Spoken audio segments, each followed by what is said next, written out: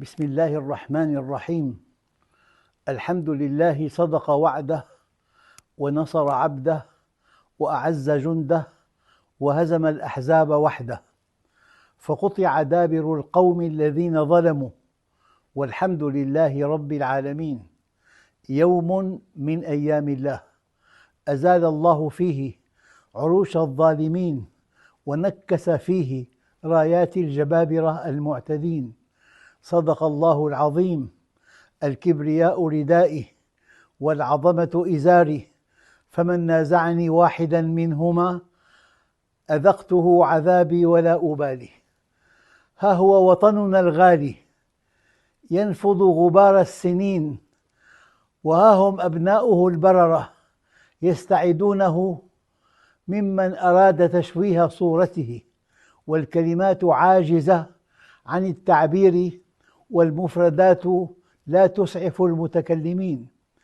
أيها السوريون الكرام، يا أهلي وأحبابي في كل مكان، لقد عانيتم أشد المعاناة فصبرتم، وذقتم الأمرين تهجيرا وتقتيلا واعتقالا وحرمانا من أبسط حقوق الإنسان فتحملتم، حتى ظن الناس أنكم قد استسلمتم إلى مصيركم، ولكن عزة أنفسكم بقيت شامخة شموخ تاريخكم وحضارتكم.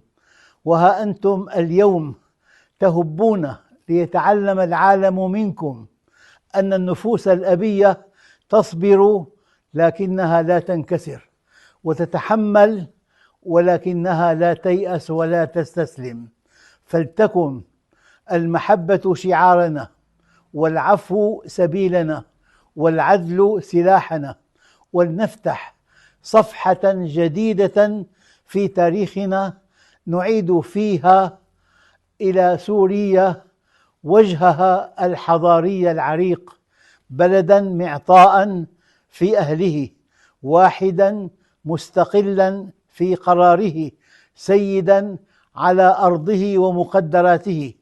واليوم يوم المرحمة، يوم العفو والتسامح، يوم رص الصفوف وتوحيدها، يوم التعاون على البر والتقوى، فالتسامي على الجراح خلق الأبطال أمثالكم.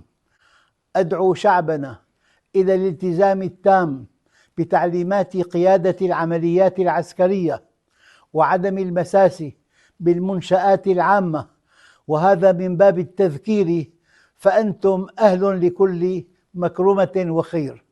رحم الله شهداءنا وبارك بكل السواعد التي حررت بلادنا، وأسأل الله أن تكون الأيام القادمة أيام عز ورفعة.